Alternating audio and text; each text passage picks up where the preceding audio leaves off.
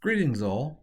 This is Dr. Daniel A. Sable here, and today we're going to be talking about the modern library, smart and sentient. Within that, we're going to be talking about AI, IoT, and the future of our libraries.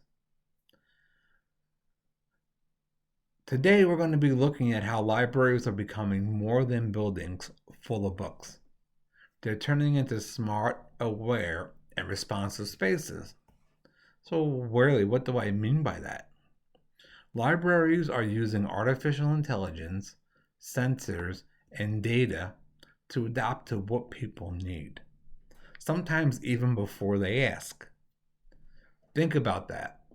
A library that can notice what's happening in real time, that can change its environment automatically, and basically offer meaningful help around the clock. We're talking about a shift from a static building to a living, learning environment.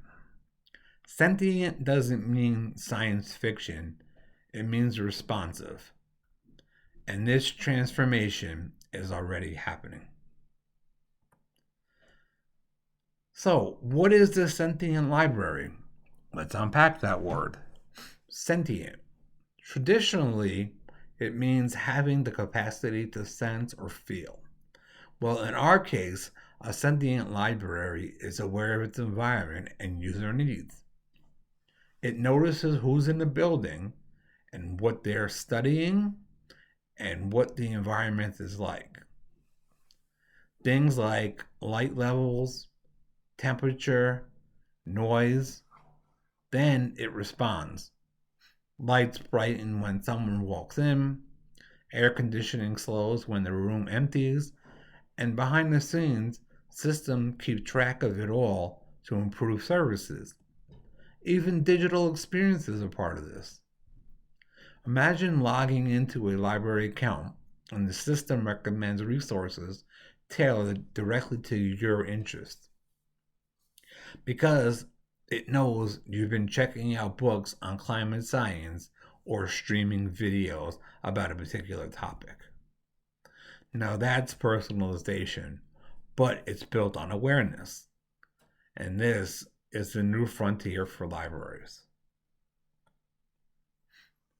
AI in libraries is basically, as we know, artificial intelligence, and it's already improving how libraries help patrons. A chatbot is one great example. Instead of waiting until a librarian is free, you or the patron or the student can ask questions anytime. You could wake up at 2 in the morning during whenever, and the chatbot just doesn't provide canned answers. It uses natural language processing to understand complex queries. It might even point you to a specific journal article or a database, but AI also supports smarter search tools. Instead of typing exact keywords, you can ask a question like, what are good sources for indigenous astronomy? And get relevant results. AI even helps behind the scenes, organizing material, correcting metadata, and recommending books based upon reading habits. It's a digital extension of the librarian, offering tailored support and freeing staff to focus on deeper, more human connections. IoT, or the Internet of Things, refers to smart sensors and devices that gather real world data. In libraries, these might be under desk, on doors, or even embedded in lighting. They can sense movement, count people, detect noise levels, and more. So, what's the point, you ask? With this data, the library becomes adaptive. For instance, if a study room is unoccupied, lights can dim automatically to save energy. If a reading room is full, the system can suggest alternative spaces to arriving visitors. And this goes beyond energy savings. It enhances comfort. If sensors show that an area gets too hot in the afternoon, HVAC will automatically come on and adjust before patients actually complain. This kind of system builds a bridge between space and service. Libraries become places that truly listen and respond. So forecasting and or predictive modeling is data being able to predict how many people will visit the library next Thursday afternoon, let's say. That's what predictive analytics makes possible. By analyzing past patterns, week by week, hour by hour, we can forecast future trends. This includes visitor numbers, book demand, and even when certain study zones are more likely to fill up. This helps staff plan ahead, reduce waiting times, and tailor programs to meet needs. It can also influence purchases. If we know that books on, say, for instance, mental health spike demand each spring, we can prepare with new titles. Forecasting is about reducing guesswork and turning the library into a well oiled support system that runs smarter, not harder. The San Jose State University created their own chatbot called KingBot GPT, a chatbot trained using their own resources. It uses a technique that's called Retrieval Augmented Generation, or RAG. This means it looks up accurate, up-to-date answers from the library's knowledge base and then crafts a friendly, natural language response. KingBot is available 24/7. Students use it for everything from finding articles to checking library hours. What makes this special is that it was built in-house, with librarians learning how AI works in the process. That's powerful. They didn't just use technology, they helped shape it. This model shows how any library with the right team and mindset can adopt smart tools while preserving control and values. A second example I looked at was Purdue's Sensor Project at Purdue University, which offers another strong example.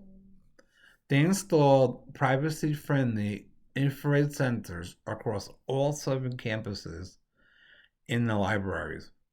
These sensors count foot traffic every 15 to 60 minutes. And with that data, Purdue could analyze which spaces were most and least used. They discovered, for instance, that certain areas were underused despite being near popular entrances. So they redesigned those spaces, added better furniture, lighting, and signage. And they didn't stop there. They're building an app that shares live occupancy data with students. So students can see where seats are available before they even walk into the library. This kind of responsiveness is what smart libraries are all about. Another case study is UCL's Seat Finder at the University College London. They did something similar.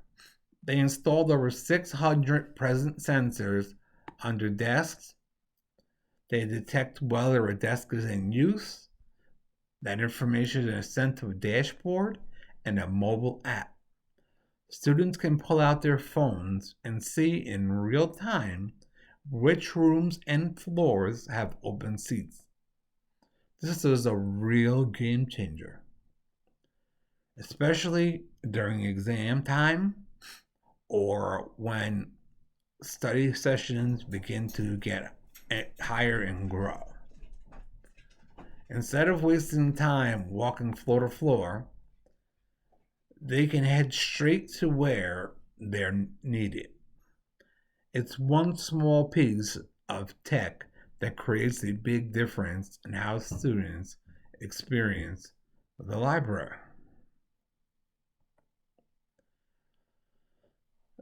Staying ethical with all this technology, we must be responsible.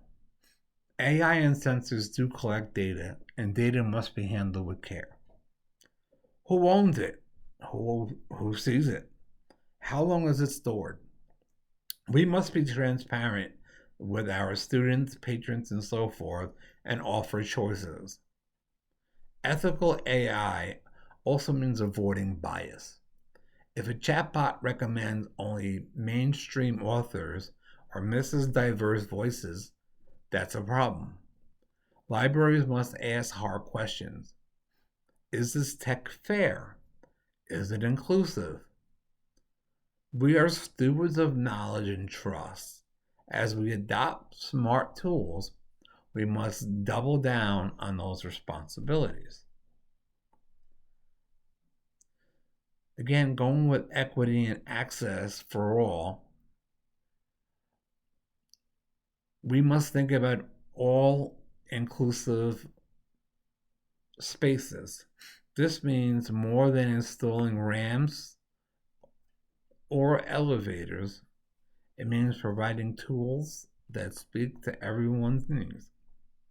Text to speech for people with low vision, language translation for non native speakers, and simple interfaces for those less comfortable with tech. And more importantly, offering digital literacy support and training. Not everyone walks in ready to use a chatbot or find a digital journal. As always, our role is to meet them where they are and walk with them forward. So, looking ahead, AR and VR are a big coming up. Augmented and virtual reality can make learning come alive. Imagine walking through a 3D simulation of ancient Rome or a molecular structure.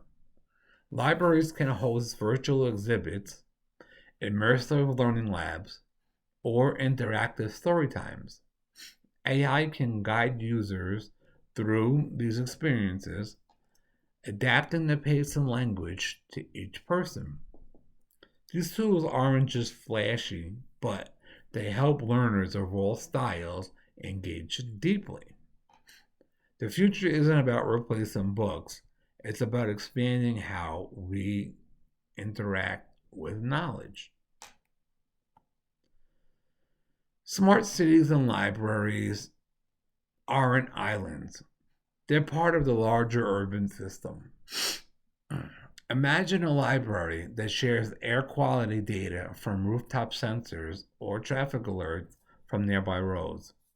A library that offers a community dashboard, say, where residents can see neighborhood changes, learn about policy proposals, or connect with local resources. These libraries act as information hubs within smart cities. They bridge personal knowledge and public systems.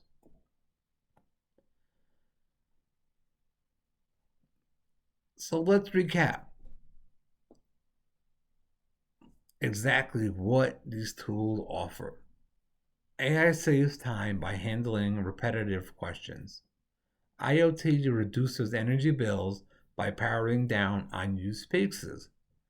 Personalized recommendations increase engagement. Forecasting improves planning. All of these make the library more efficient, more responsive, and more welcoming. It also gives staff more time to focus on relationship building, programming, and innovations within its building and outside of the building with other community partners. Some final thoughts. I hope that you take away the future of library is not just digital, it's thoughtful. Technology is not here to replace the librarian, it's here to amplify what we do best, connect people with knowledge and each other. The sentient library listens, adopts, and actually really cares. It's a space where data meets empathy, and service becomes something richer. This isn't the future, it's happening now, and we each have a part in shaping it. Let's build it together. I do hope that you enjoyed my presentation. Again, this is Dr. Daniel Sable, and you will find my information in the author page on the website for the convention. And lastly, I do hope that you are enjoying the convention and you're getting a lot of useful knowledge out of it. Thanks, and have a great day.